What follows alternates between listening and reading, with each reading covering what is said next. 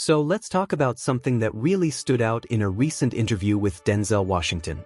Now, we all know Denzel as one of Hollywood's most respected actors, a two-time Oscar winner, and a man who has built a career on his own terms. But when the topic of cancel culture came up during an interview with Complex News about his latest film, Highest to Lowest, Denzel's response was not just surprising, it was powerful. When asked if he ever worries about being canceled, Denzel paused and threw the question right back.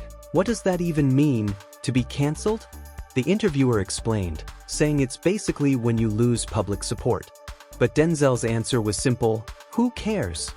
Sitting right beside him was director Spike Lee, his longtime collaborator, who was nodding along the whole time. Denzel went on to ask, what made public support so important to begin with? And when the interviewer pointed out that followers today are like currency, Denzel cut through the noise with an even bolder statement. He said, I don't care who's following who. You can't lead and follow at the same time. I don't follow anybody. I follow the heavenly spirit. I follow God. I don't follow man. I have faith in God. I have hope in man, but look around, it ain't working out so well. That right there is classic Denzel. Grounded, unshaken, and absolutely clear on where he stands. He added something that's been making the rounds online. You can't be canceled if you haven't signed up. Don't sign up. And then he laughed, stretched his arms, and told Spike Lee, don't get me started, chest is getting tight talking about it. Spike Lee, with the same energy, simply added, I could care less.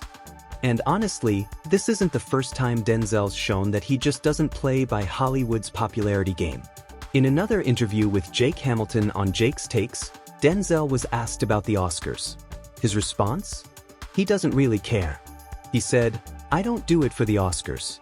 I've won when I shouldn't have won, and I've lost when I should have won. Man gives the award. God gives the reward. That's a perspective you don't hear often in an industry where awards and followers are treated like gold.